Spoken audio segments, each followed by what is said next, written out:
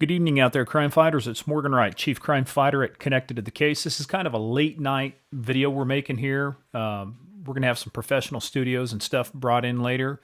But for right now, we're going to get started on explaining what is Connected to the Case. Give you guys a quick run through, just show you a brief overview of the site and give you 3 ways you can connect with us. You can connect with us through Facebook at facebook.com/connected to the case, one word. You can get a hold of us at Twitter at C2Case, and you can also find us at our website, connectedtothecase.com, or a short version of it is c2case.com. That'll bring you right to the crime fighting site and allow you guys to find out if you are connected to the case. So what we want to do, look, the way we organize it and the reason we did this is because social media is an absolutely fantastic way to help law enforcement solve crime, return the missing, and protect our children by connecting the known to the unknown using social media. That's what we're going to do. Let me give you a brief overview of the webpage here, and you can take a look at it. You're going to see the way we've got it structured. We've got top cases, nearby cases, and followed cases. You're going to know if you're connected to the case, and we use Facebook to help us do this, because you're going to see your bright, shiny face right there in the middle where it is, and then your location. That's the beginning of how we're going to figure out between date, location, and time what your connection is to the case. And remember, all of this is anonymous. None of this ever goes to law enforcement.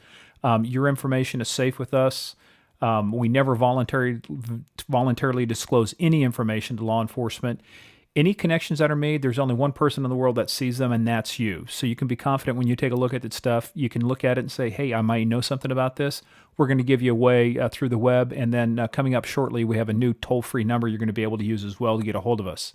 But here's the main page. You can see over on the right-hand side, we've got a Twitter feed. It's our ops center. So your tweets, when you retweet or you send us something, it's going to show up there. Some of the latest information on breaking cases. Then in our main site, you're going to see a picture. This guy right here is Felipe Torrealba. This guy's a bad guy, wanted out of Florida. He's a killer. He's also assaulted people. So we need to get this guy off the street. He's got a reward of $25,000. So when you click on that picture, you're going to pull up his case file, his case brief, his suspect profile.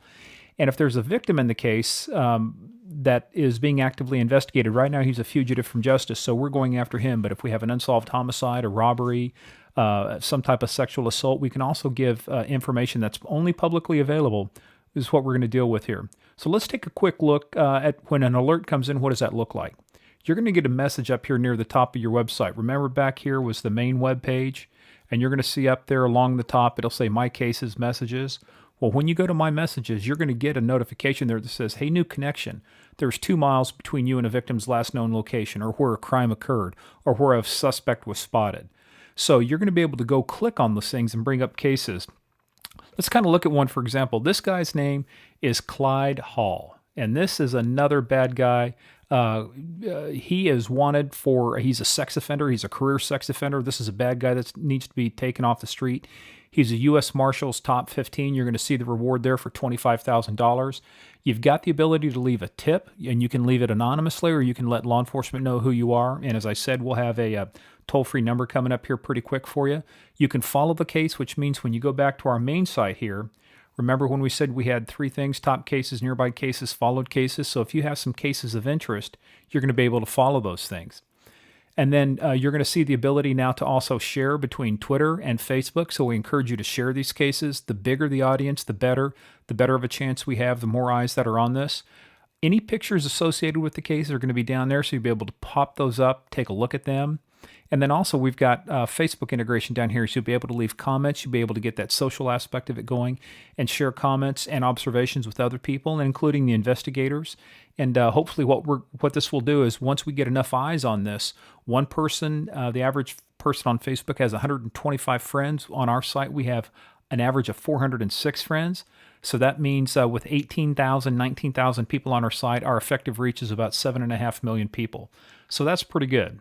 So as we're taking a look at this too, like I said, you're going to see that there's a lot of integration with Facebook. We're going to start pulling in Twitter, Foursquare, Pinterest, things like that. Our first phase is date, location, time, including Facebook check-ins. Phase 2, we're going to start integrating a lot of the other social media. Phase 3 is about relations. And what do I mean about relations? Well, let's take a look at this guy right here, Clyde Hall. Clyde was born somewhere. He lived somewhere. He went to school somewhere. He was last seen somewhere. He was supposed to be somewhere. all of these things that would connect us on Facebook also connect us to this case. So that's what we're doing. We're saying, what do we have? What do I have in common with this case? Is it because I was within a certain distance of when an event happened? Or did Clyde and I happen to come from the same town, grow up in the same neighborhood, go to high school?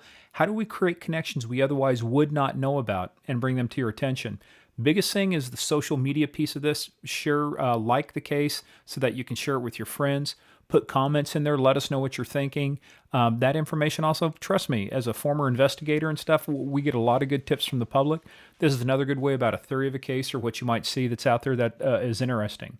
So when we do that, as we go to share this, you're going to see that we're going to start putting these web episodes together. And what we're going to do is 3 times a week is our target. We're going to take one of these cases and dive deep on it. Where was the person seen? What are their habits? What things can we tell you publicly about the case that's going to help you identify this person, locate where they are, and get the information back to the people who need it, which is law enforcement. So remember, 3 ways to get a hold of us. You can get a hold of us on Facebook at Connected to the Case, Twitter at C2Case, and on the web at www.c2case.com, or if you really want to type it out, you can type in connectedtothecase.com. So this is just an intro. We're going to have a lot more of this coming up at you. So for now, I'm Morgan Wright, Chief Crime Fighter at Connected to the Case. Log on, take a look around, and find out if you are connected to the case. We'll see you soon, gang.